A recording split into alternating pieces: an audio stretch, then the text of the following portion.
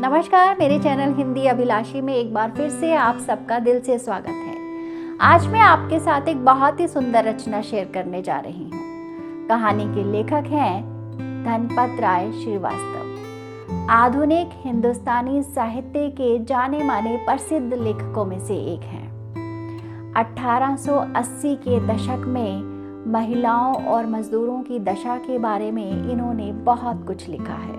एक कार्यों में से गोदान, शतरंज के खिलाड़ी, करम भूमि, ईदगाह उल्लेखनीय है। जी हाँ, मैं बात कर रही हूँ मुंशी प्रेमचंद जी के बारे में। जितने सुंदर इनकी रचनाएं और कहानियां हैं, उतना ही रोचक इनके नाम का किस्सा भी है। इनका नाम मुंशी प्रेमचंद कैसे पड़ा, आज के इस वीडियो में हम ये भी जानेंगे।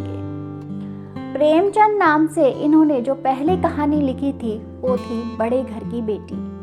आज के वीडियो में हम इसी कहानी को सुनने वाले हैं। शुरू करते हैं। कहानी कुछ इस तरह से शुरू होती है। बेनी माधव सिंह गौरीपुर गांव के जमींदार और नंबरदार थे। एक समय था जब इनका परिवार धन धान्य से संपन्न था, किंतु आज इनकी वार्षिक आय मात्र 1000 से अधिक ना थी। बेनी माधव सिंह के 2 बेटे थे। बड़े बेटे का नाम श्रीकांत सिंह, जिसने बहुत मेहनत और परिश्रम से बीए की डिग्री प्राप्त की थी। अब वो एक दफ्तर में नौकर था। छोटा लड़का लाल बिहारी सिंह दोहरे बदन का सजीला जवान, भरा हुआ मुखड़ा, चौड़ी छाती, भैंस का 2 सेर ताजा दूध सवेरे उठकर पी जाता था। श्रीकांत अंग्रेजी शिक्षा प्राप्त करने के बाद भी पश्चिमी सभ्यता के प्रेमी नहीं थे, बल्कि अपनी भारतीय सभ्यता के गुणगान गाया करते थे। उनका मानना था कि हम सबको मिलजुल कर सम्मिलित कुटुंब यानी जॉइंट फैमिली में रहना चाहिए। इसलिए गांव की सारी ललनाएं उसे अपना शत्रु मानती थी। स्वयं उसकी पत्नी आनंदी भी उस बात पर उससे विरोधी थी। इसलिए नहीं कि उसे अपने सास ससुर के साथ रहने में घृणा थी, बल्कि इसलिए कि उसका विचार था कि यदि बहुत कुछ सहन करने के बाद भी परिवार के साथ हमारा निर्वाह न हो तो कलह से जीवन नष्ट नहीं करना चाहिए, अपनी खिचड़ी अलग पका लेनी चाहिए। आनंदी हमारी इस कहानी की मुख्य पात्र है। एक ऊंचे कुल की बेटी थी। उसके पिता एक छोटी सी रियासत के बड़े जमींदार थे। विशाल भवन, 1 हाथी, 3 कुत्ते, नौकर चाकर जो एक प्रतिष्ठित जमींदार के पास होना चाहिए, वो सब उसके पास था। नाम था भूप सिंह। आनंदी अपनी 4 बहनों में सबसे ज्यादा रूपवती और गुणवती थी। इस कारण ठाकुर साहब की लाडली थी। उसके विवाह को लेकर वो बहुत चिंतित थे। एक दिन श्रीकांत उनके यहाँ चंदे का कुछ रुपया मांगने आए। भूप सिंह को उसका व्यवहार भा गया और बड़ी ही धूमधाम से आनंदी का विवाह श्रीकांत के साथ हो गया। आनंदी नए घर में आई तो यहाँ सब कुछ अलग था, एकदम सीधा साधा देहाती घर। आनंदी ने बहुत जल्दी अपने आप को इन परिस्थितियों के अनुकूल बना लिया, मानो उसने कभी भोग विलास की कोई वस्तु देखी ही नहीं थी। एक दिन आनंदी दोपहर को भोजन पकाकर लाल बिहारी की राह देख रही थी। लाल बिहारी 2 चिड़िया लेकर आया और भावत से बोला, इसे पका दो, मुझे बहुत भूख लगी है। आनंदी जो भोजन बना चुकी थी, अब एक नया व्यंजन बनाने बैठी।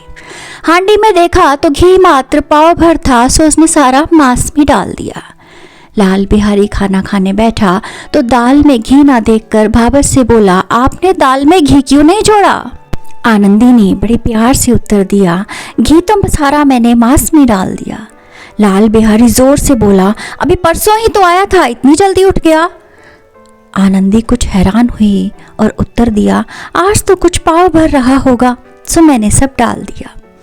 जिस तरह सूखी लकड़ी जल्दी ही जल उठती है, भूख से व्याकुल व्यक्ति छोटी सी बात पर तिनक जाता है। लाल बिहारी को आनंदी की यह डिठाई अच्छी नहीं लगी और तिनक कर बोला, मैके में तो जैसे तुम्हारे घी की नदियां बहती हों। अब आनंदी को भी गुस्सा आ गया। स्त्री सब कुछ सहन कर सकती है, मार गालियां, किंतु अपने मायके की निंदा नहीं। आनंदी मुंह फेर कर बोली, हाथी मरा भी तो 9 लाख का, वहां इतना घी तो रोज नित्य नहाई का हार खा जाया करते थे।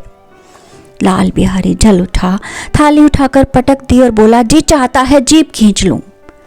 आनंदी को भी और क्रोध आ गया, मुंह लाल हो उठा और बोली, अगर वो आज यहाँ होते तो तुम्हें मजा चखा देते।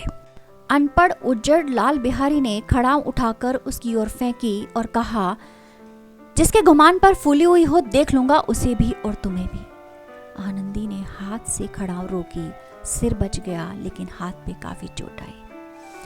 सूखे पत्ते की भांति कांपती हुई आनंदी वहां से आकर अपने कमरे में खड़ी हो गई। हर स्त्री को अपने पति के बल और पुरुषत्व पर बड़ा गुमान होता है।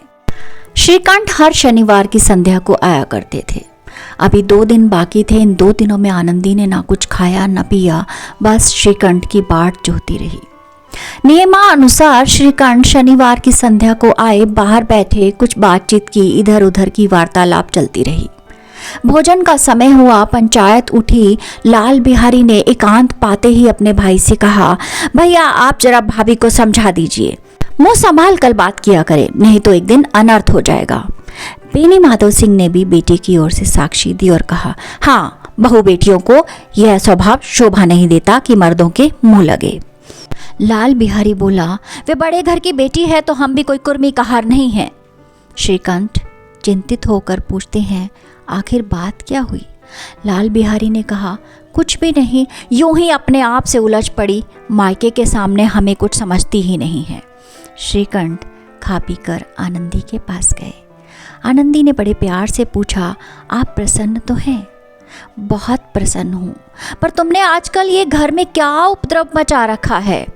आनंदी जो पहले से ही भरी बैठी थी, त्योरी चढ़ गई। झुंझलाहट के मारे बदन में ज्वाला सी दहकने लगी। बोली, जिसने तुम्हें यह आग लगाई है उसे पाऊं तो मुंह झुलस दूं। इतना क्यों गर्म होती हो? क्या बात है? क्या कहूँ, मेरे भाग्य का फेर है, नहीं तो एक गांव का उजड़ गवार लड़का मुझ पर खड़ाऊ फेंककर अकड़ता है। सब हाल साफ साफ बताओ, मुझे कुछ नहीं पता। आनंदी ने उसे सारी कहानी बता दी।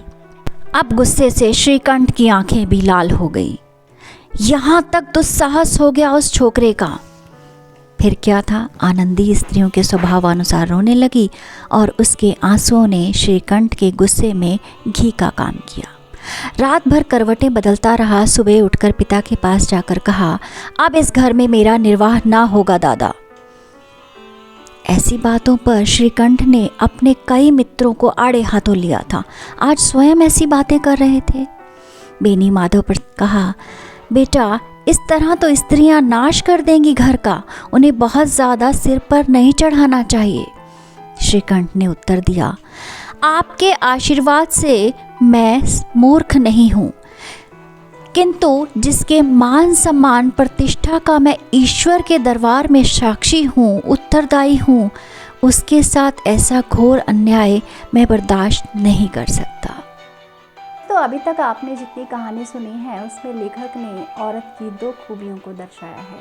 एक कि वो हालात और परिस्थितियों के अनुसार अपने आप को ढाल लेती है, दूसरा कि वो मायके के खिलाफ कभी कुछ नहीं सुनती है। जी हाँ, मैं और आप भी उन्हीं में से एक हैं। कहानी के दूसरे भाग में लेखक ने औरत के किस रूप को दर्शाया है, ये जानने के लिए आप चैनल सब्सक्राइब कर लीजिए। और हाँ, मुंशी प्रेमचंद जी को लाइक ज़रूर दीजिएगा, इतनी सुंदर रचनाएं उन्होंने हमारे लिए छोड़ी हैं। मिलते हैं दूसरे भाग में।